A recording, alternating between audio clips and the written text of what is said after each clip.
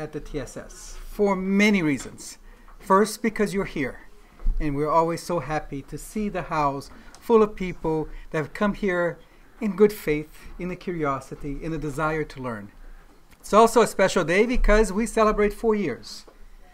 It's been 4 years that we started the TSS, and we're happy that we've been able, first of all, to survive the 4 years.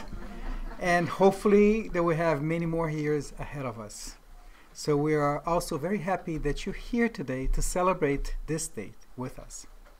We're also very happy because in celebration of our first birthday, we have invited, and he accepted to be here, Haroldo Dutra Dias.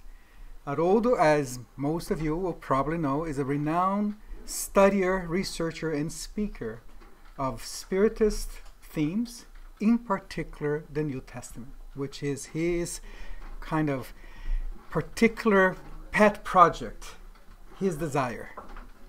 His mission in this life is to make us understand the New Testament in a different light, in the light of Spiritism. We would like to start with, as we do, with a quick prayer. Then I want to invite our colleague, our brother Tiago. He's going to inspire us with a song, and I think this is the good news of Jesus, is the song that he has chosen to sing for us today. Actually, he was the one who made the song and the lyrics. So he is the composer. So and I believe this is the first time he's going to be singing this for us. So again, something special for you this morning. But please join me now in a simple prayer that we do to thank God, our Creator, Father of us all, who has brought us here on this date to be together as brothers and sisters, to join in our hearts and in our minds the ideals that have been brought to us by our greatest master, Jesus Christ, in his lessons of love, charity, and brotherhood among all spirits in this universe. We also thank all of the good spirits that join us, that help us, that guide us in every step of the way. We also thank the presence of the English Spirits group from the Joana de Angelis Spirit Center that have come for a field trip here today to join us in this lesson on this morning. Most of all, we thank our goodwill, the goodwill of our speaker, Haroldo, the goodwill of every soul that is here present. And let us continue in this harmony of good thoughts, good energy, and love as we prepare ourselves to listen, learn, and share our deepest and most sacred thoughts. And so be it. We also have the Christian Spirit Center here. Yes. Oh, that's true. I guess we have representatives from all of the groups here. Thank you for, and we have always our web viewers. Welcome. If you have any questions, you have a chance later on to provide your questions for Haroldo. I will also be doing simultaneous translation. So as I said, if somebody needs to hear in English, we have the receivers here. Please just come up and join and get one. And I will be trying my best, my humble best, to keep up with Haroldo in his lecture. So without much ado, I'd like to invite Tiago to inspire us with his song. Thank you, Joe. As always, though I am very nervous. Yeah, but I am very happy because sometimes we just it just happens. I was sitting down at home and I don't know, thinking about the theme of today and thinking about all the things that we do here that are so important. I decided to write, and it became a samba, maybe because of all this World Cup mood as well. So then it turned into a samba. So it is the first time that I'm singing, so I'm gonna sing a little slow, so then I don't make many mistakes.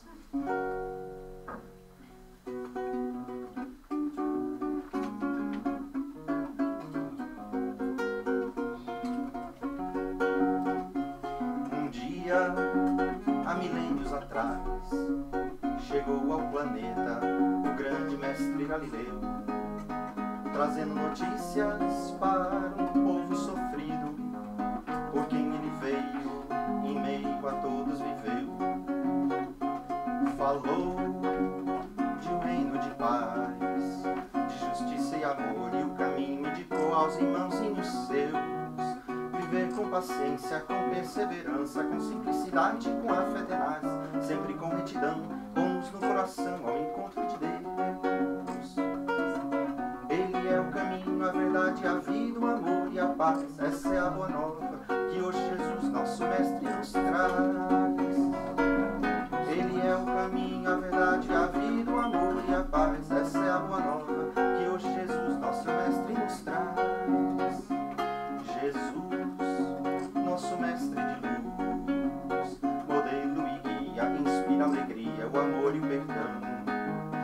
Ensina virtudes nas vicissitudes, ter tranquilidade e resignação. No trato com o outro, ter mais gentileza, amar o inimigo assim como o irmão. Vivendo com fraternidade, plantando no dia de hoje a semente pra imortalidade.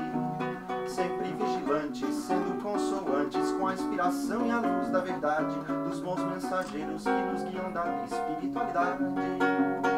Sempre vigilantes, sendo consoantes com a inspiração e a luz da verdade, dos bons mensageiros que nos guiam da espiritualidade. Ele é o caminho, a verdade, a vida, o amor e a paz. Essa é a boa nova que hoje Jesus, nosso mestre, nos traz, nos traz. Caminho, a verdade, a vida, o amor e a paz. Essa é a boa nova que hoje Jesus, nosso mestre, nos traz.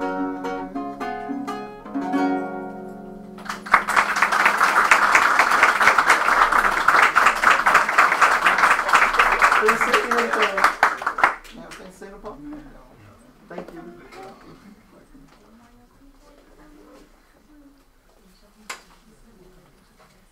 So, please welcome Haroldo Dutra Dias. For those who are English speaking, you can put your headset on.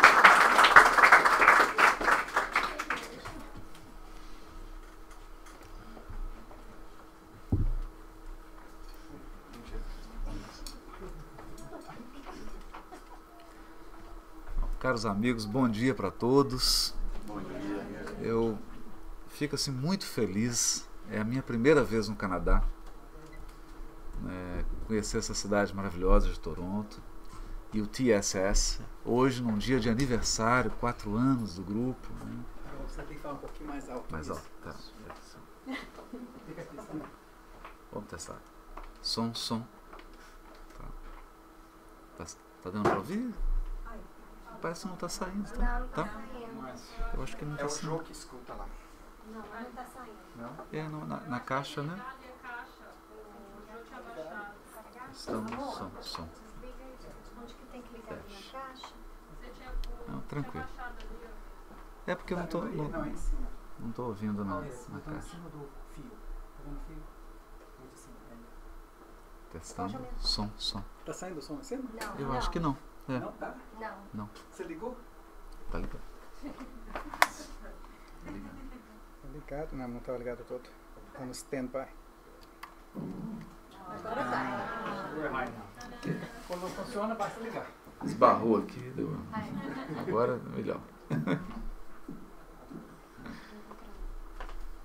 Certinho? Tudo certo. Então, bom dia para todos. Então, como eu dizia, participar hoje dessa festa de aniversário do TSS em Toronto, conhecer essa cidade maravilhosa, primeira vez que eu piso nesse país, fico encantado, não precisa nem dizer, né? E também fiquei muito muito surpreso com o clima do grupo. Um clima gostoso, agradável, as pessoas, o carinho com que nos recebem, e isso nos deixa assim muito felizes, né?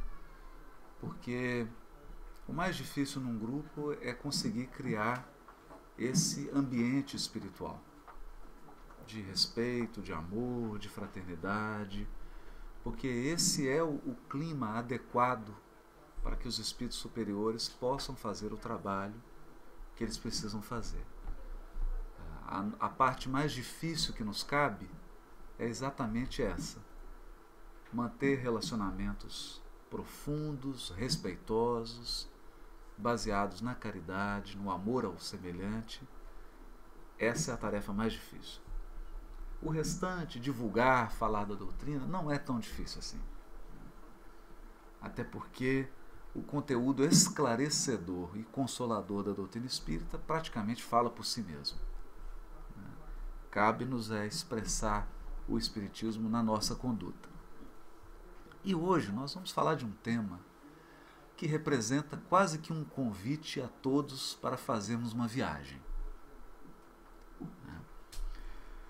Uma viagem de retorno às fontes. Quando nós chegamos num grupo espírita como esse, ou outro grupo espírita no Canadá, em qualquer parte do mundo, nós sempre fazemos uma pergunta: qual é a nossa origem? Qual a nossa base? De onde nós tiramos inspiração para que um grupo espírita seja dessa maneira e não de outra? E a resposta é quase que intuitiva. A nossa inspiração vem dos grupos cristãos primitivos. Essa é a nossa origem. Essa é a nascente do rio. É de onde veio tudo que nós conhecemos. Mas, naturalmente, como todo rio, à medida que a água segue o seu curso, ela vai encontrando desafios, desvios, e vai perdendo a pureza das origens, da fonte. Ao regressarmos às fontes do cristianismo, a nossa intenção, evidentemente amparados na obra da codificação, e hoje especialmente no livro Paulo e Estevão, psicografado por Francisco Cândido Xavier, nós estamos querendo saber dos nossos princípios, daquilo que nos inspira, daquilo que nos sustenta. E para falarmos das origens das comunidades cristãs genuínas, verdadeiras, não podemos deixar de lado a figura de Paulo de Tarso. E não há como fazer essa viagem sem contar um pouquinho de história. Ela é fundamental para que a gente entenda esse processo. Quando Jesus chega ao mundo, a sua pessoa e o seu ensino é maior do que o recipiente destinado a recebê-lo. Então é como se você pegasse um pequeno copo de água e tentasse colocar num copo 2 litros. Ou como se você tentasse, com uma pequena garrafa, esvaziar o lago de Toronto. Naturalmente, o pensamento de Jesus, a sua conduta moral, a percepção que ele tem da vida, do universo, é algo difícil de ser alcançado por nós. Ele representa um passo à frente na evolução humana. E nós não podemos perder isso de vista. Com a sua vida, ele inaugura um novo processo civilizatório. Alguns talvez estranhem essa afirmativa, dizendo assim, eu acho que ele está ficando entusiasmado. Mas não é não. Eu vou citar alguns dados para que a gente tenha uma ideia do tamanho da transformação, do tamanho da proposta de renovação trazida por ele.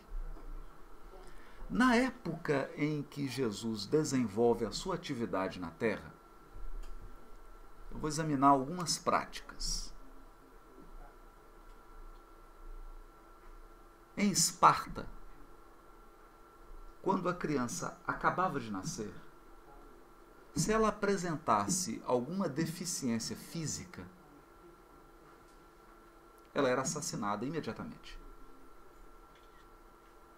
pelos próprios pais. Mas tem mais. Como essa nação era voltada para a formação de um exército, se tivesse faltando homens e começasse a nascer muitas mulheres, elas eram eliminadas. Então, o simples fato de uma criança nascer no sexo feminino, se faltasse homens para os exércitos de Esparta, essas crianças menininhas eram assassinadas. Porque a nação queria guerreiros, saudáveis, robustos.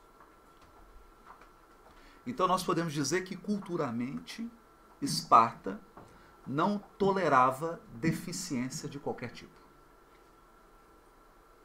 E enxergava as dificuldades físicas como incapacitantes totais do ser humano. Eu não preciso dizer que hoje essa visão é completamente intolerável nas nações civilizadas. Mas por que é? Por que é? Prossigamos mais um pouco. Era muito comum as famílias adquirirem escravos. E, naturalmente, você adquiria escravos crianças, porque você poderia dar a eles um tratamento e moldar fisicamente e intelectualmente de acordo com as necessidades. Porque aquela pessoa não era vista como um ser humano, mas como um animal. Então, em alguns casos, era muito comum você receber uma criança escrava. Imagine que a escravidão nesse período de Jesus, ela não é uma escravidão decorrente de cor da pele. É importante frisar isso. Não conseguir pagar uma dívida sujeitava você à escravidão.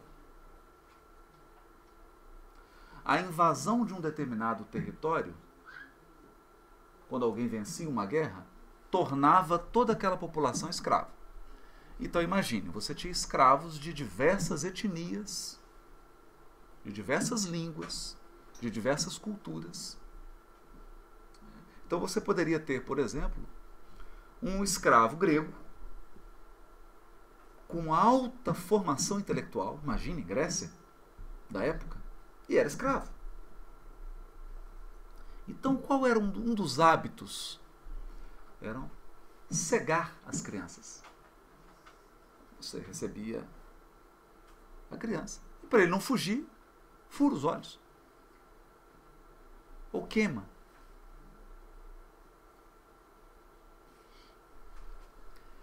Mas nós vamos caminhar, isso nós estamos falando no entorno. Ainda no entorno, algumas sociedades possuíam uma prática religiosa que era a dedicação de crianças ao sacrifício. Então você encaminhava crianças a determinados altares e lá elas eram assassinadas e eram dedicadas a algum deus local. Então era muito comum o sacrifício de seres humanos. E mesmo entre o povo hebreu, que possuía todo um processo que nós conhecemos de revelação espiritual através dos seus profetas, dos seus escritores, dos seus poetas, a crença num Deus único, num Deus de justiça, de amor, que rege o universo com sabedoria. Mesmo nessa nação, nós temos um fenômeno curioso. Não há instituições oficiais no mundo hebreu, na época de Jesus, destinadas ao que nós chamaríamos aqui de Sheret. Então, você tem a família, digamos que o pai apresenta uma determinada doença de pele que eles não sabem identificar. O que acontecia? O que a mãe, a esposa e os filhos faziam com o pai? Levavam ao sacerdote, ele fazia um exame da gravidade daquela doença de pele. Dependendo da gravidade do prognóstico, essa pessoa ela saía da família. Ela era abandonada pela família. Era levada para um local conhecido como Vale dos Leprosos.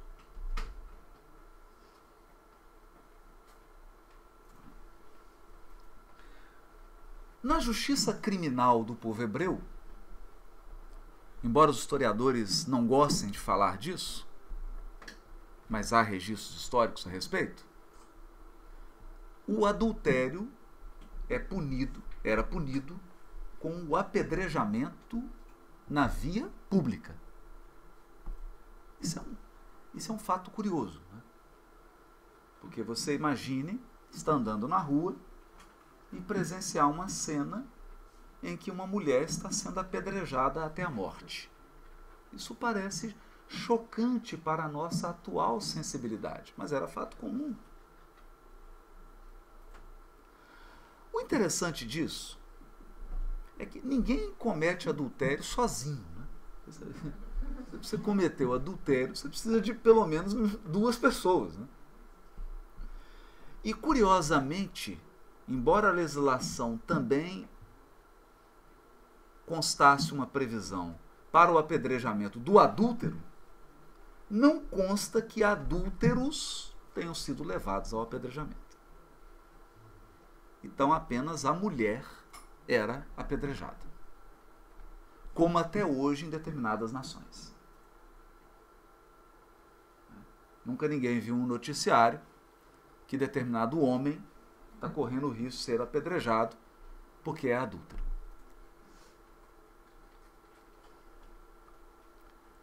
Esse é o ambiente social e moral em que chega Jesus.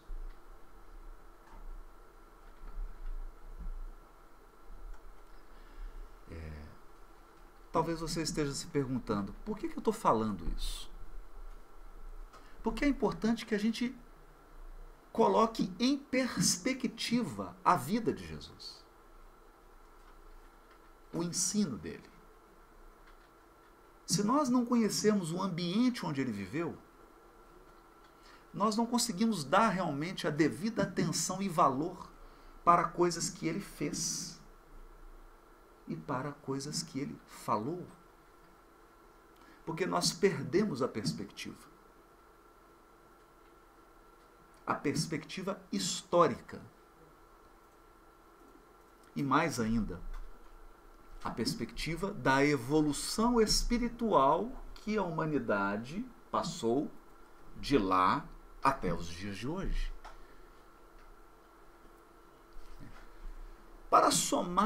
Para complicar um pouquinho mais o cenário, né? Jesus nasce em um povo que está sob o domínio de um império. O Império Romano. Isso não é novidade para ninguém. Mas eu gostaria de ressaltar aqui alguns valores do Império Romano.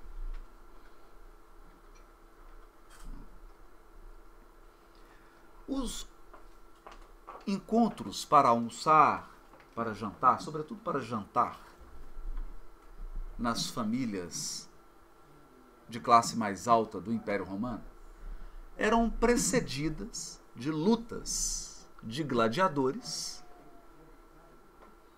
em que venciam aquele que matava o oponente. Bom, eu não sei quanto a você, mas particularmente quanto a mim, eu teria dificuldade de comer alguma coisa depois de presenciar um assassinato.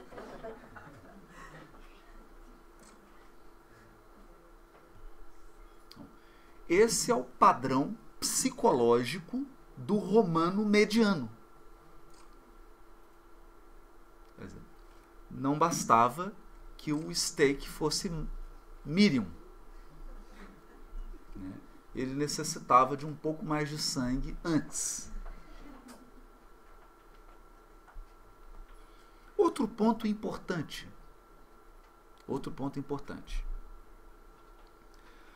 A figura do imperador romano não é simplesmente uma figura política. O imperador romano é cultuado como um deus. Isso é importante pensarmos. César, o imperador romano, é um deus. E não cultuar o imperador como um deus é um problema político enorme. O culto ao imperador é uma obrigação, não somente em Roma, como nas colônias. As colônias podem ter suas religiões e suas crenças, mas jamais pode deixar de considerar o imperador como um ser divino que merece culto. Isso leva a algumas consequências. Por exemplo, a moeda tem o rosto do imperador. Os espaços públicos estão repletos de estátuas dedicadas ao imperador.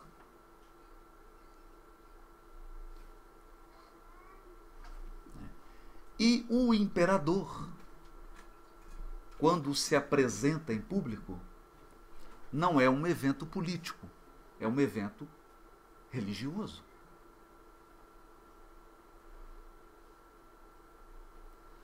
O curioso disso é que se você cultua um homem, um ser humano, como uma divindade, naturalmente, o que esse homem faz é um modelo.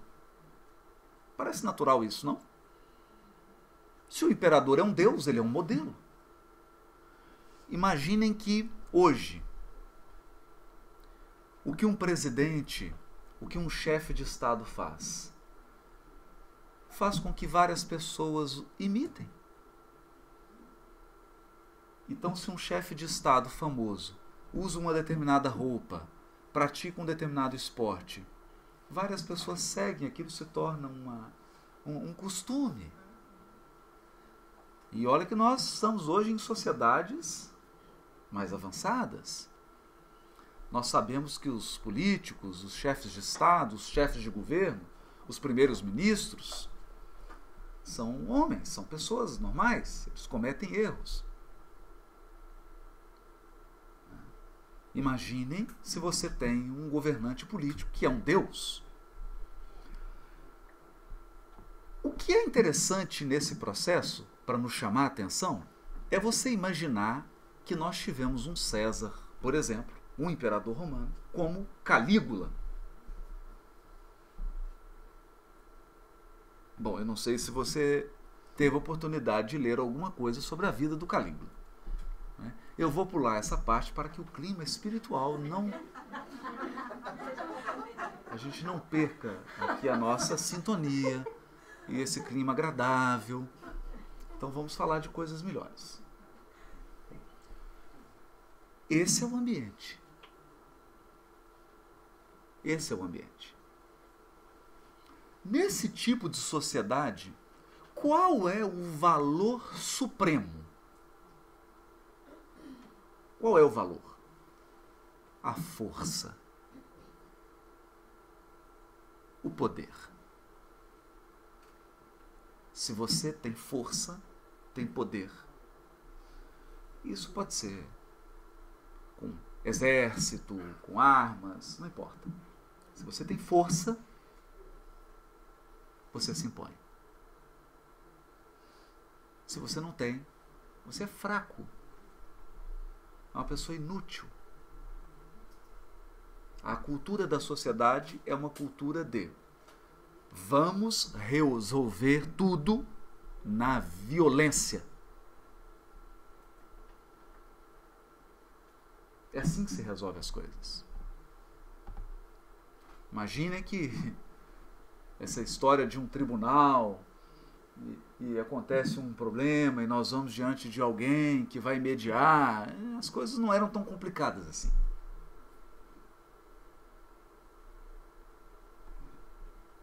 Elas eram mais injustas. Então nós vamos presenciar algumas cenas. Se alguém mata um membro de uma família, essa família mata toda a família do agressor, incluindo ele.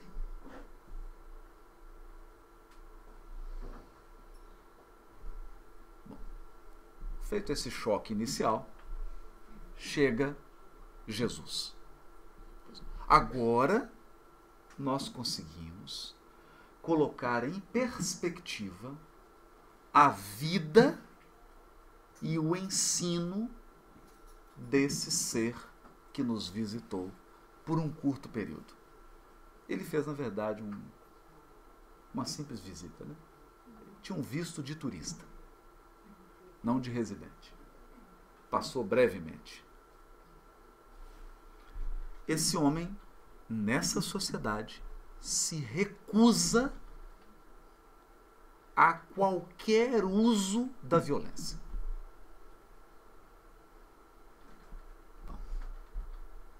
Eu acredito que isso é revolucionário hoje. Isso é revolucionário no mundo hoje, que dirá 2000 anos atrás. Esse homem propõe o uso individual e social do perdão.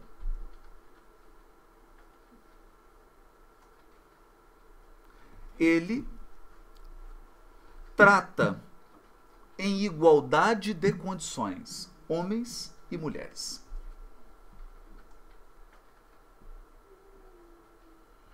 Ele não discrimina nenhuma pessoa, nem mesmo aqueles que se entregaram ao vício ou à prática do crime. Ele assume a postura de um grande educador. Aponta o erro, diz onde está o erro, mas não recrimina quem está errado.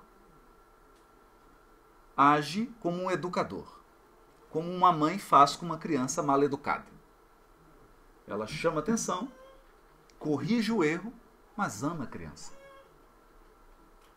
Que o desejo dela é que a criança se corrija, mude o seu comportamento. Essa foi a postura dele. Bom, eu acho que já dá para perceber, não foi muito fácil entender essa pessoa. Ele trazia um padrão pessoal de conduta, a forma como ele vivia, a maneira como ele se relacionava, as coisas que ele acreditava e que ele dizia eram extremamente inovadoras.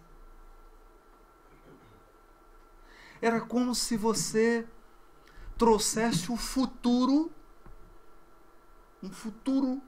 muito distante, para perto do presente. É como se alguém fizesse uma viagem no tempo. ele viesse do futuro até o nosso presente para mostrar que toda aquela sociedade, toda aquela prática religiosa era obsoleta, estava ultrapassada e que era preciso um processo renovador das ideias, dos sentimentos e, sobretudo, da conduta, do modo de vida individual e social. Então nós precisaríamos de novas instituições, novas relações, construir relações diferentes, fazer tudo diferente. É claro que para a mentalidade mediana era difícil entender esse homem. E mesmo aqueles que tinham uma percepção, e sempre tem, aqueles que pensam adiante do seu tempo, não era tão fácil compreender esse homem. E ele optou por não escrever nada.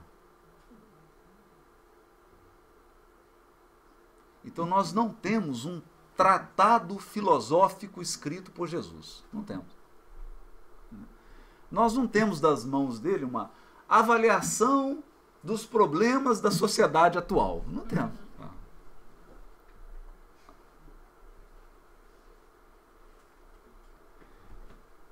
Ele adotou uma estratégia que se mostrou muito mais eficaz a longo prazo. Qual? Impactar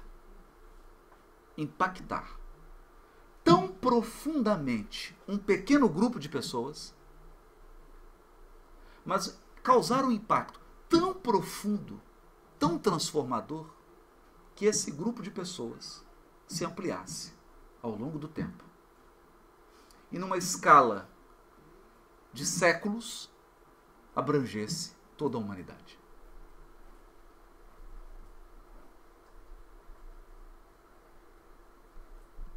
Bom, é uma estratégia bastante inteligente. Por quê? Porque quando ele dá exemplo através da sua conduta, da sua vida, quando ele ensina um pequeno grupo de pessoas e concentra toda a sua exemplificação naquele círculo, ele tem absoluto controle da pureza da mensagem.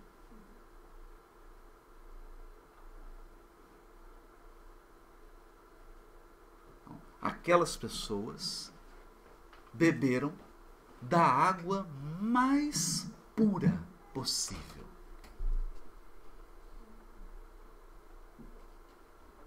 E ele ainda deixou ensinos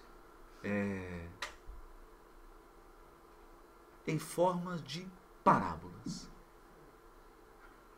Pequenas histórias simbólicas que ninguém entendia muito. As pessoas não entendiam muito. Mas porque não entendiam, não conseguiam mudar. Não conseguiam adulterar. E nós sabemos, as histórias se espalham. Foi essa a estratégia. A partir da exemplificação do seu ensino, da sua vida, esse grupo menor começa a se expandir. Então, o primeiro grupo que surge é um grupo em Jerusalém, a Casa do Caminho. Qual o primeiro impulso desse grupo? Imagine que eles não começam fazendo uma propaganda doutrinária ou filosófica. O primeiro impulso, a primeira comunidade cristã, dirigida por Simão Pedro, um dos apóstolos, é uma comunidade que quer impactar pela prática. por um estilo de vida. Então, passava alguém e olhava e pensava assim, será que essas pessoas têm algum problema, algum distúrbio, né? Será que eles são um pouco malucos? Porque um lugar que fica recebendo doentes, fica ajudando pessoas, falando em liberdade, em espiritualidade, em conexão com Deus, respeito ao outro, respeito às diferenças. Era meio estranho isso. E, no entanto, essa ideia e esse comportamento consolador e inovador começa a despertar nas pessoas o desejo de viver assim. Você começa a comparar. Porque é fato. E essa é uma experiência humana. Não importa quão forte você seja, num determinado momento da tua vida você se transforma num fraco. Quando você adoece, quando você perde alguém que você ama, quando você envelhece, você não tem mais o vigor. Então, todos nós vamos experimentar a fraqueza, a fragilidade. Vamos saber o que é estar sujeito, o que é não estar no controle. E quando você experimenta estar exposto à fraqueza, você está suscetível, você começa a questionar valores inquestionáveis. Será que o mundo realmente só deve ser um mundo para fortes? E se eu adoecer?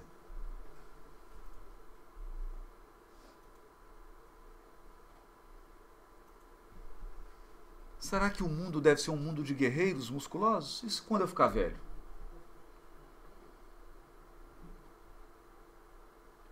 E se alguém que eu amo adoecer, eu vou abandoná-lo?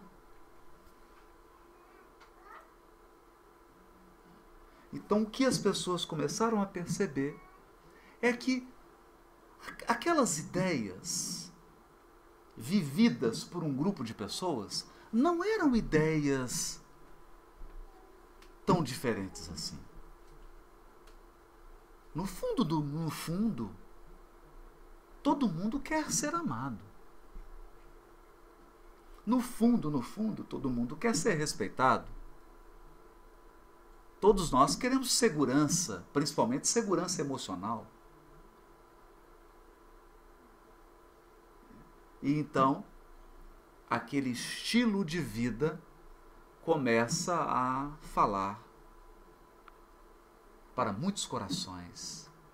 E as pessoas começam a desejar, eu quero viver assim. Claro que isso não se dá sem conflitos. Porque você não muda um estilo de vida de uma hora para outra. Você não abandona simplesmente todos os seus pensamentos, todos os seus sentimentos, todo o seu estilo de vida e adota outro de um dia para o outro. Do dia para a noite. Isso demora. Quando você está mudando o estilo de vida, é natural que você faça uma mistura. Tem um pouco do velho e um pouco do novo. E o que aconteceu?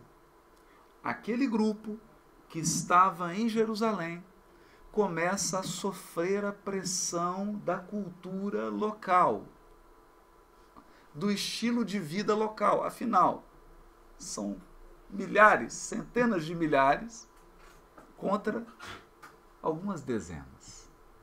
Às vezes a gente se sente assim, não é? Às vezes a gente se sente assim. Então surge um sujeito, um indivíduo impressionante.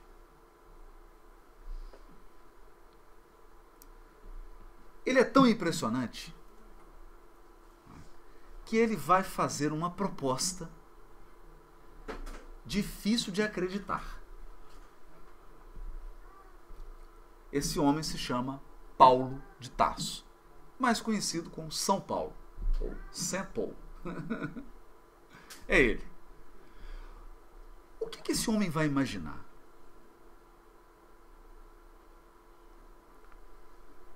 Digamos que eu te entregue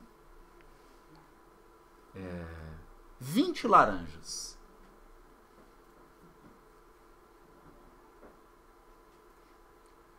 E diga para você assim: eu só quero o suco. O que você faz? Você descasca a laranja, espreme, tira todo o suco, coloca numa vasilha. O que você faz com o resto? Joga fora. Sim. O que Paulo fez? Ele fez mais inteligente ainda do que isso.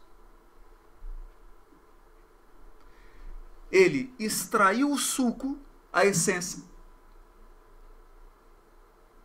guardou a casca, guardou todo o resto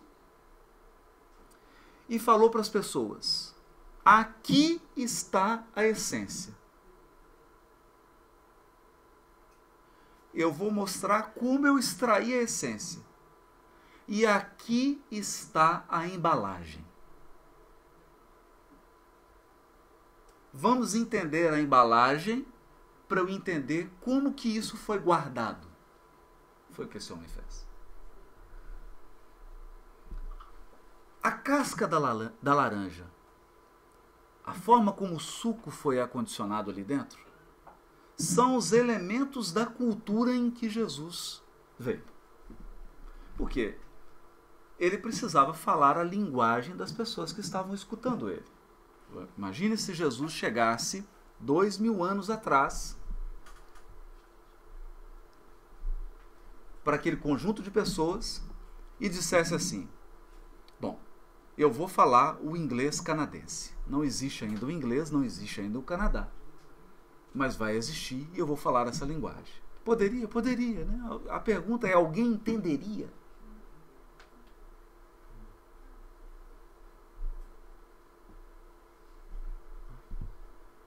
Então ele precisava falar a linguagem, ele precisava dar exemplos da vida cotidiana, da cultura das pessoas que estavam ouvindo ele. Mas imagine, esses elementos da língua, esses elementos da cultura, são apenas a casca e o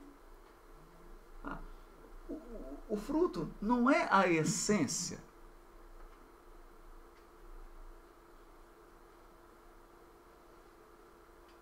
Quando Paulo extrai a essência, o que ele percebe?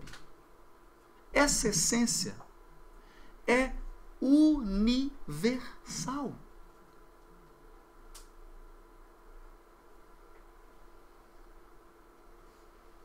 É universal.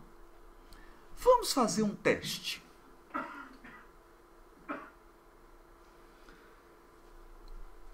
Se alguém te ofende, te machuca, no Canadá ou no Japão, tem alguma diferença?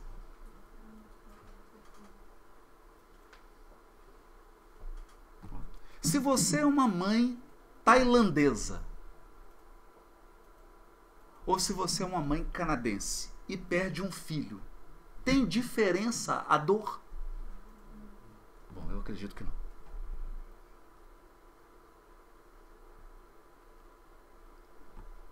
Então, quando nós começamos a educar a nossa mente, porque essa é uma proposta de Paulo, e não é fácil. Nós somos educados, fomos treinados, somos experts em detectar diferenças. Então você viaja de um país para o outro, a sua mente está focada em qual a diferença desse país para o que eu vivo. Você vai de uma cidade a outra, a sua mente está treinada. Qual a diferença dessa cidade para a cidade onde eu vivo?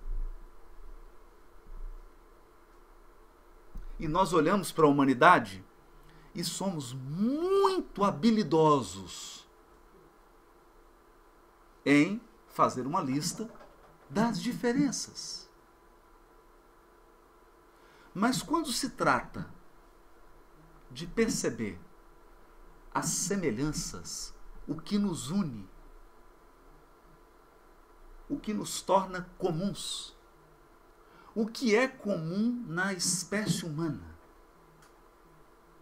Quer dizer, há alguma diferença entre nós na dor? Nenhuma. Nenhuma. Há alguma diferença entre nós no desejo de liberdade? Nenhuma. Nenhuma. Alguém aqui gosta de ficar preso? Alguém gosta de ser cerceado? Ninguém. Quando nós começamos a perceber esse denominador comum, e foi o que Paulo fez, porque ele saiu de Jerusalém, ele saiu de Roma e começou a visitar lugares muito diferentes.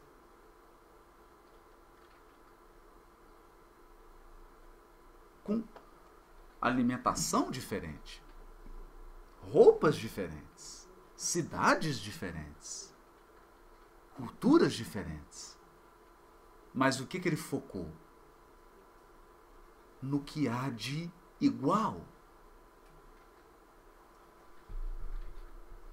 Nos anseios humanos, anseio de justiça, anseio de liberdade, anseio de continuidade. Não há um ser humano que esteja no perfeito estado psíquico, se não tiver, não vale, que não deseje continuar vivo, mesmo depois da morte.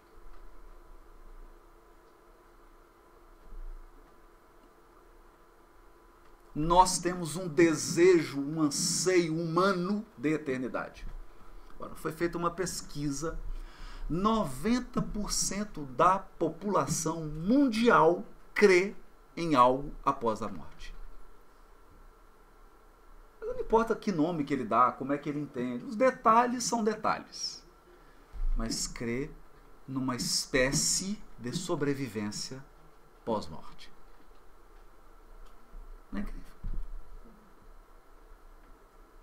Se ele chama isso de juízo final, o nome não importa, mas tem alguma realidade. Alguma realidade. Então, é do ser humano, depois que experimenta a vida, querer mais vida.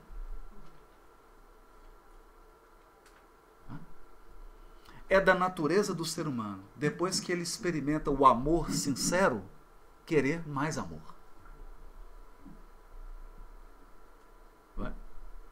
Se ele está nas perfeitas condições mentais. Não é?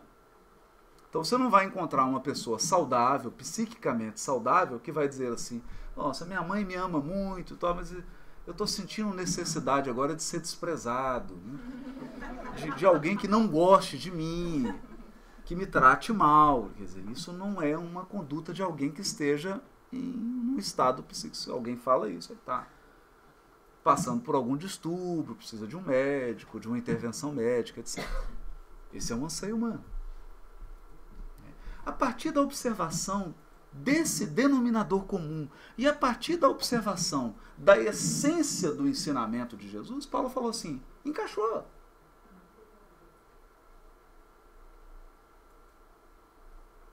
O que todo ser humano quer, ele trouxe.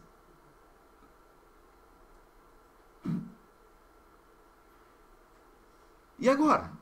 Agora eu tenho que traduzir. Então, o que o Paulo teve que fazer é o trabalho que o João está fazendo agora. Né? Teve que... Como que eu vou transmitir essa essência para esse povo de uma maneira que ele possa entender. Como que eu vou transmitir isso para esse aqui, para que essa cidade possa entender? Porque se eu falar de um mesmo jeito, ninguém vai entender nada. Precisa adaptar. Isso foi o trabalho desse homem. Ele sai fundando grupos e num desafio que é dizer para esses grupos: vocês precisam se organizar de acordo com as suas características locais.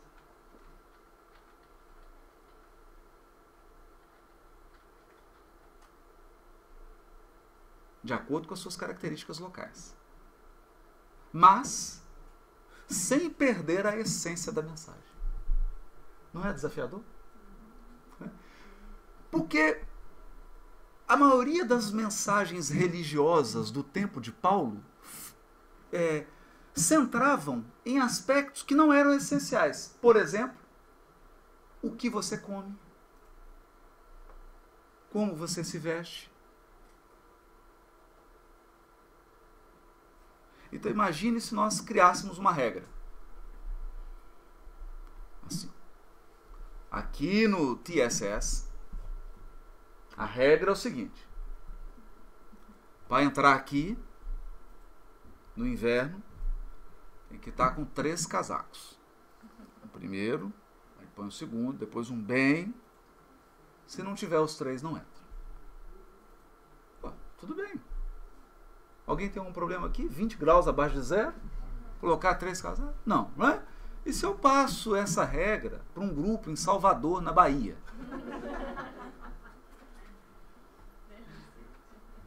Eu vou ter problemas. Eu não estou dando um exemplo bobo. Havia regras de vestimenta que causaram problemas para Paulo. As pessoas acreditavam que você era mais religioso e menos, ou aqui acreditam até hoje. E acreditam até hoje que você é mais religioso, menos religioso, mais puro, menos puro, dependendo da tua alimentação.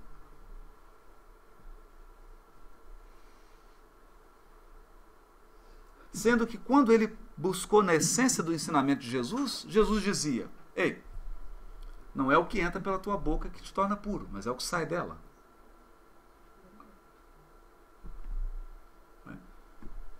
Traduzindo, a tua dieta alimentar não determina a tua pureza espiritual. Ela pode determinar as suas medidas. Não é? As suas medidas. Sim, com certeza. Mas se você é mais espiritualizado ou menos espiritualizado, não pode.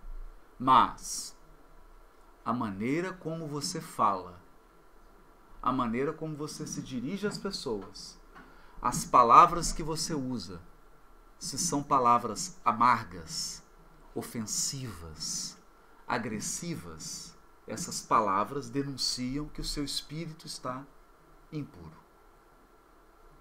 Mas se as suas palavras são palavras que curam, que trazem paz, que trazem esperança, isso significa que o seu espírito está repleto de amor, de luz. É isso que ele está dizendo.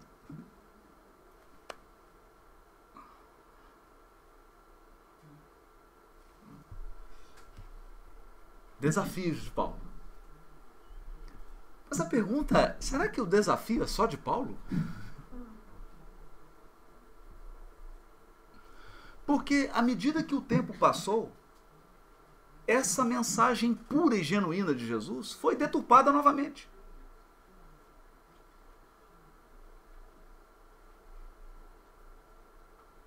E a figura de Jesus passou a ser vista como a figura de um simples líder religioso.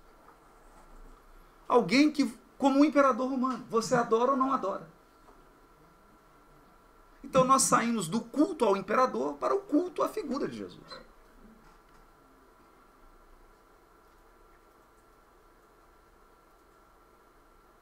E mais, acrescentaram padrões culturais, padrões de vestimenta, padrões de alimentação, padrões de comportamento social, que são padrões locais, não da mensagem dele.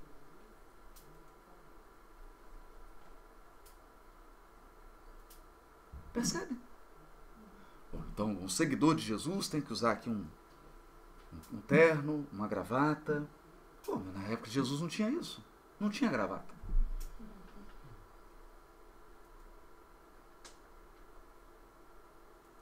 Imagina. Simão Pedro usava saia, né? Era uma túnica, né? E percebe? Então vem a doutrina espírita através da grande faculdade humana que é a mediunidade, que nos possibilita o contato com os nossos companheiros que já não têm mais corpo, mas que compartilham conosco a jornada de aperfeiçoamento espiritual. E através dessa faculdade, eles vêm resgatar o sentido original da essência. Da essência. Do suco de laranja puro. Não da casca. Da essência.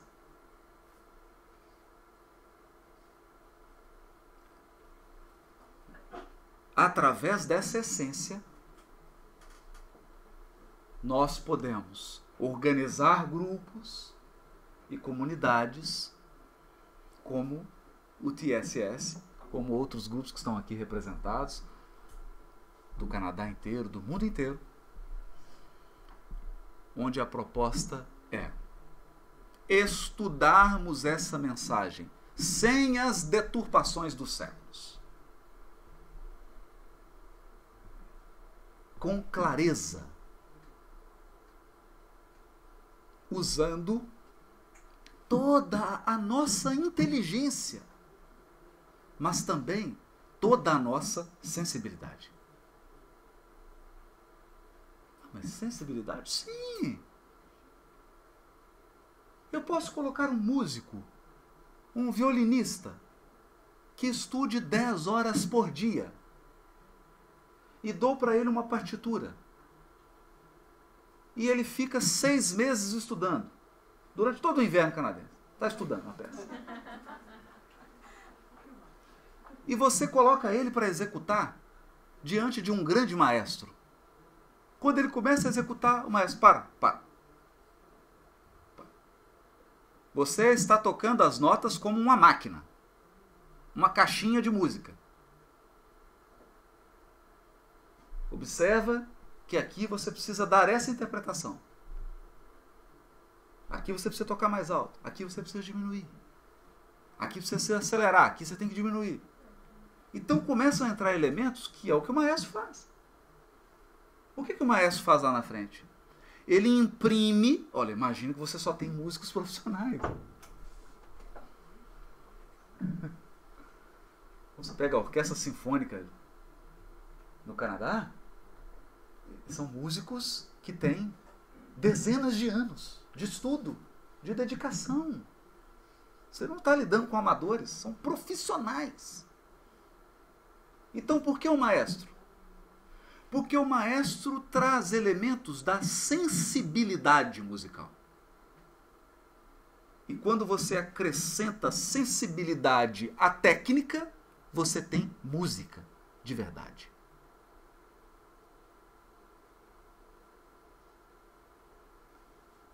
Então, ao nos aproximarmos dessa mensagem, nós precisamos de toda a inteligência, toda a perspicácia, mas precisamos também da sensibilidade.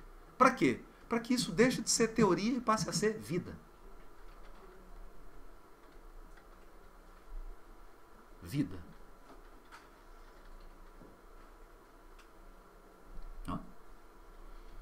por que nós pisamos em Toronto e ficamos impressionados com a organização desse país? Porque isso aqui é uma teoria? Não, porque isso aqui é vida. Isso não é um papel com um texto filosófico.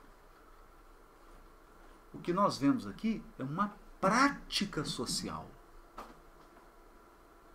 É realidade.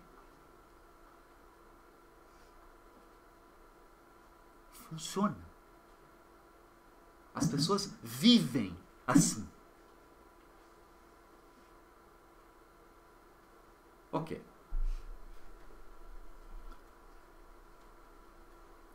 Eu gostaria de fazer uma reflexão. Imagine se Jesus mudasse para Toronto.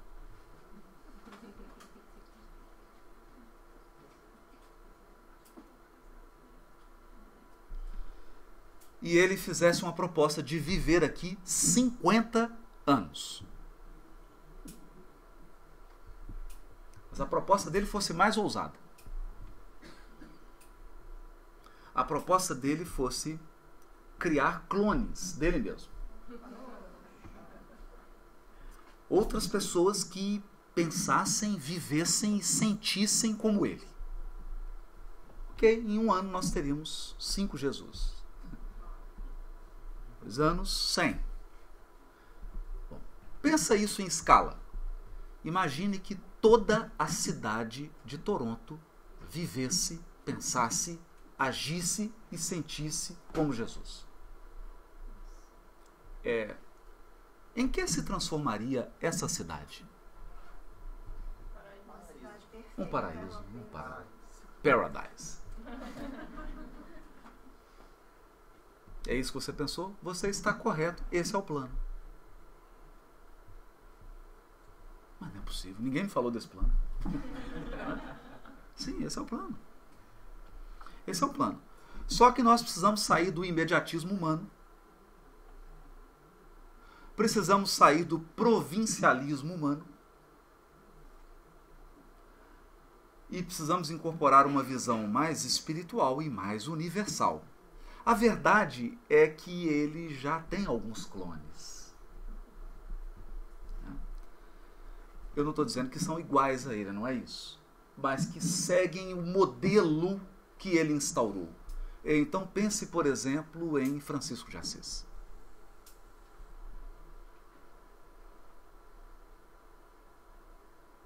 Pense em Teresa de Ávila. Pense em um aspecto específico, Mahatma Gandhi. Nenhuma violência. Recusou o uso de qualquer meio violento. Acreditou plenamente no poder da persuasão.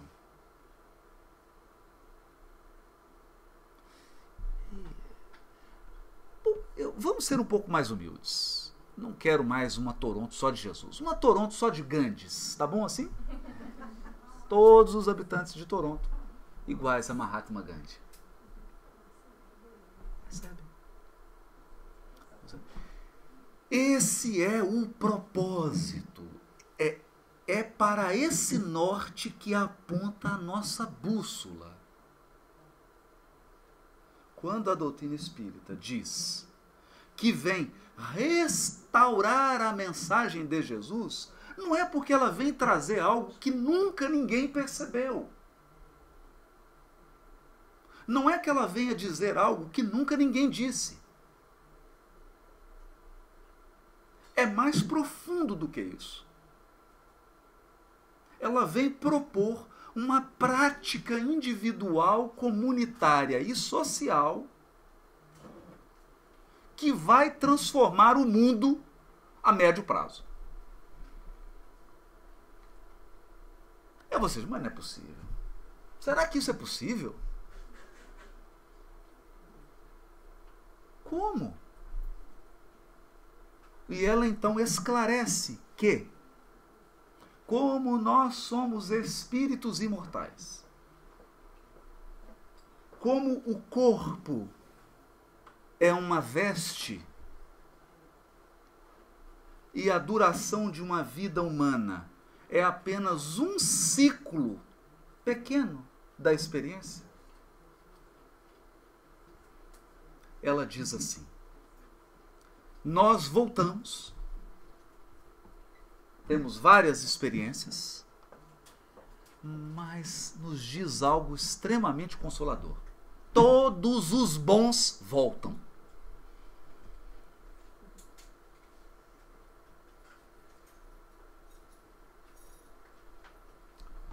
Parece que isso está ficando interessante, não é? Para nós que estamos assim um pouco tristes, porque Neymar saiu da Copa, né? Poxa, a gente fica aí agora, né? E muitos imaginam, poxa, Gandhi saiu da Copa, né? Teresa de Ávila saiu, Chico Xavier saiu, né?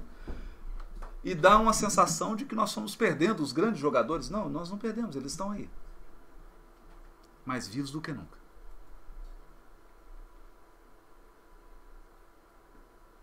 E acreditem, segundo Kardec, no último capítulo do seu último livro da codificação, a Gênese, fazendo planos de volta. Não mais uma volta individual, mas uma volta coletiva. Em grupo. Bom, eu acho que em breve nós veremos The Dream Team. Não é? Para dar um impulso nesse processo de transformação moral. Mas isso precisou começar por alguns indivíduos.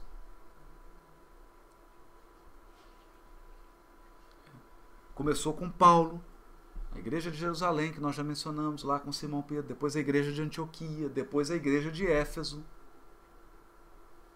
depois a igreja de Lyon, que foram formando núcleos onde as pessoas realmente aplicaram, tentaram colocar em prática e foram aperfeiçoando esse processo de viver essa mensagem.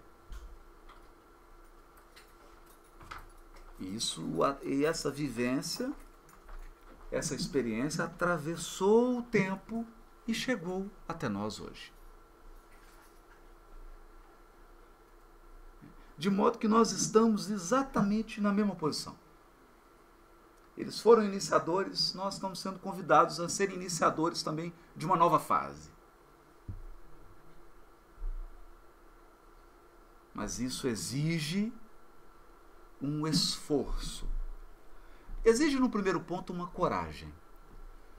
Para aprender algo, você não pode ter medo de se sentir desconfortável. Bom, hoje eu fiquei muito desconfortável com um rapaz da alfândega, porque ele falava inglês muito rápido, e meu inglês não estava tão bom assim, e eu fiquei muito desconfortável. Porque num determinado momento ele começou a me perguntar coisas básicas, e falar, e eu já não entendia mais nada. Não era mais uma questão, era emocional. Se eu parasse, ele estava me perguntando. Tipo, como? Você vai embora hoje? Sim. Você vai voltar como? Você vai voltar como? A pé, de trem? Né?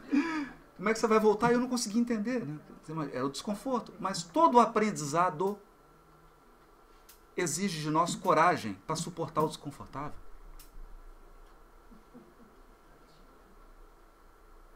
Então você precisa abrir o coração e viver o desconforto. A verdade é que nesse mundo de hoje, viver esses valores é desconfortável.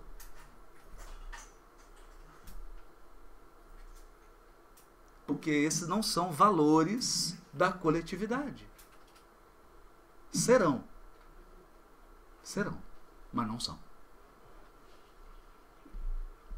Se eu não tenho a coragem para me sentir desconfortável, para experimentar o desconforto, eu não saio do meu hábito. Eu não saio da minha zona de conforto. Nem em Belo Horizonte. Então eu preciso sair.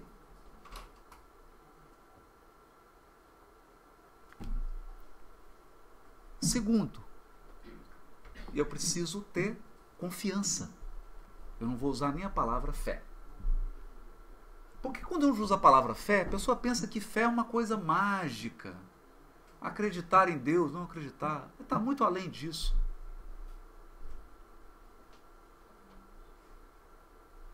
A fé que nós estamos falando é um processo de confiança. Eu preciso confiar que... pense comigo 3 segundos. Nós temos 200 bilhões de galáxias. Cada galáxia é em torno de 100 bilhões de sóis. Tudo isso está se movimentando de uma maneira tão ordenada, tão incrivelmente lógica e organizada, que as maiores mentes da Terra estão estudando e ainda não conseguiram entender.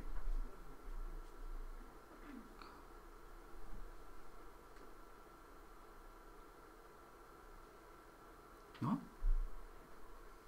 Então, criaram a teoria de que o universo tinha vindo do Big Bang e estava expandindo, então ele ia como uma bolinha que você joga para cima.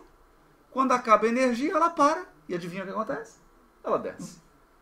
Então imaginaram que o universo ia uma explosão, ele ia expandir, acabou a energia, o que acontece com ele? Ele volta. Estão percebendo que ele está expandindo cada vez mais veloz. Então precisaram voltar todo mundo e pensar, o que está acontecendo? Quem que está puxando? E desenvolvem teorias de matéria escura, de energia escura, e começam a perceber padrões. Então, o que nós estamos querendo dizer é que o universo está sob um comando. Está debaixo de um processo ordenado, conduzido, dirigido. Então, nós precisamos confiar que esse processo de renovação moral do mundo também é dirigido. Também é coordenado. E o detalhe: quem coordena esse processo tem uma chave, que é a chave mais poderosa. Essa chave diz: quem sai, quem entra.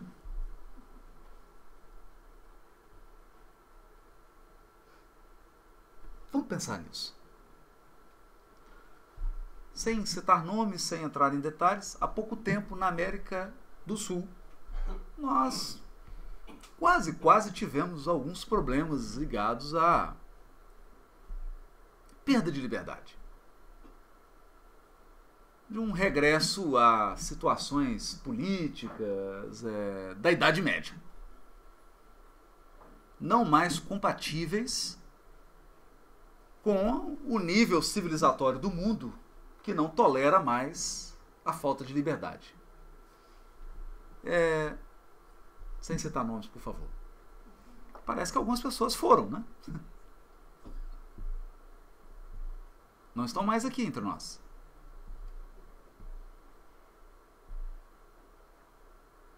Mas tem um fato mais interessante. Nós não sabemos quem veio. Porque tem crianças aí andando aos milhões, nós não sabemos quem elas são. O que elas estão trazendo. Qual a experiência, qual a missão, o que elas vão fazer aqui. Então, quem dirige esse processo, dirige, vamos confessar, com uma estratégia imbatível. Você não sabe quem vai, não sabe quem vem. A qualquer momento pode mudar tudo. Pode mudar tudo. E às vezes nem precisa muita gente. Às vezes uma pessoa faz uma mudança tão grande. Basta um.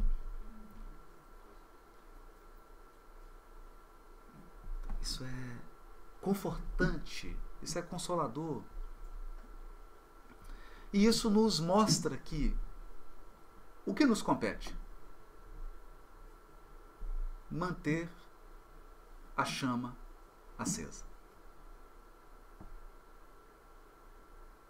manter a chama acesa. Porque numa Olimpíada, quando o corredor, você tem aquele que corre a primeira parte, o que corre a segunda parte, o que corre a terceira. Quem entrega a tocha pela última vez, ele precisa entregar a tocha acesa.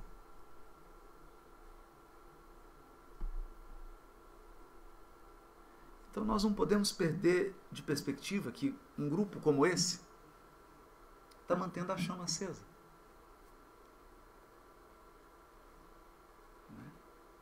Está conservando. E vários outros. E no momento certo, essa experiência vai ser utilizada. E ela vai ser multiplicada numa escala enorme. Enorme. Foi assim com outros processos. Basta ler um pouco da história humana. E será assim com o que nós chamamos de revolução moral do planeta. Eu não sei se você está acompanhando alguns vídeos no YouTube, mas tem nascido algumas crianças assim instigantes. E elas têm gravado alguns vídeos muito interessantes.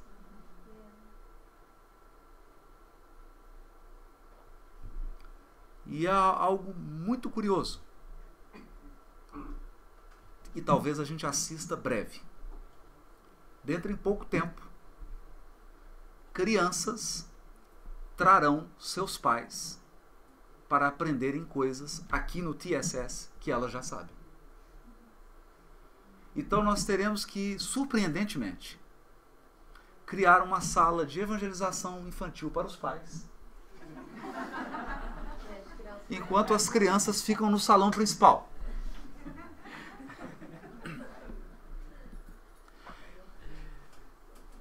Você pode achar que isso não é possível. Então eu vou te contar uma história apenas para ilustrar e para a gente dar um break, né? Eu estava numa festa de coleguinhas de escola do meu filho de 8 anos. E um casal que tem uma criança na idade dele, tem 2 filhos, uma pequenininha de 4 aninhos de idade e um da idade do meu filho de 8.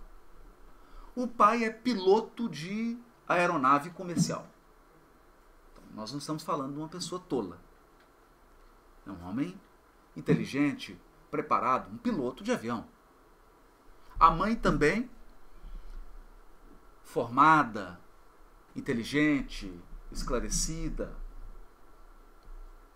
E eles vieram então apavorados, sentaram perto de mim e da minha esposa e me perguntaram: você é espírita? Eu falei: sim, sou espírita. Não, porque a gente viu uns vídeos seus, né? Interessante. Nós estamos com um problema, assim, que está nos deixando um pouco angustiados. Eu falei: é mesmo? Qual? É o problema da nossa filhinha de 4 anos.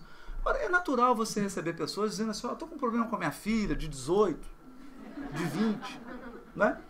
Mas uma pessoa te narrar: estou com um problema com a minha filhinha de 4 anos, você já fica um pouco assustado, porque eu olhava para a criança e ela brincando, quer dizer, não era doença, a criança estava bem, saudável. Eu falei: qual que é o problema, né? Fiquei intrigado, né?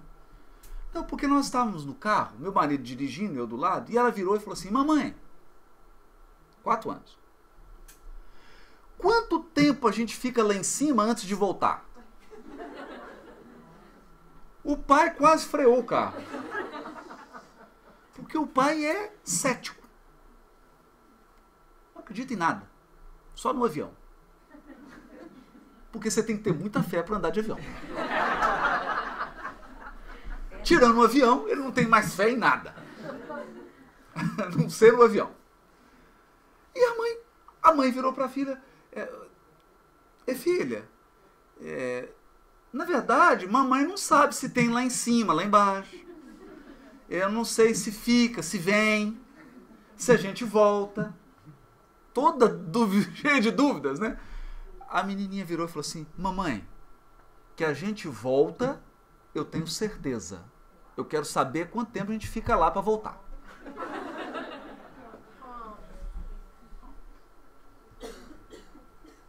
O que nós aconselhamos o casal? Aqui estão algumas obras.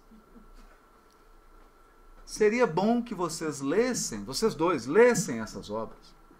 Não quero que vocês acreditem em nada que está escrito aqui, não. Só quero que vocês leiam essas obras para entender o que a sua filha vai falar com vocês. Só isso. Porque ela vai começar a falar algumas coisas. Se vocês quiserem se comunicar com a filhinha de 5, 4 aninhos, eu sugiro vocês leiam essas obras. E dê então o Livro dos Espíritos. Só para vocês se comunicarem, não tem que acreditar em nada. É muito interessante. Porque é o processo de transformação moral que se dá de forma suave. Ou mesmo que não seja tão suave. Você tem uma criancinha assim fazendo essas perguntas, né? Para os pais não é tão suave, né? Mas é um processo amoroso, delicado, sutil, de transformação, que se opera lentamente. E o papel de um grupo como esse é o papel de deixar o mel e o néctar exposto. Porque onde tem néctar e tem o mel, vem a abelha. Nós vamos fazer um break. Isso. E daqui a pouco a gente volta. Isso. Gente, só para avisar para vocês que nós temos alguns livros ainda, a tradução do Novo Testamento, do Haroldo.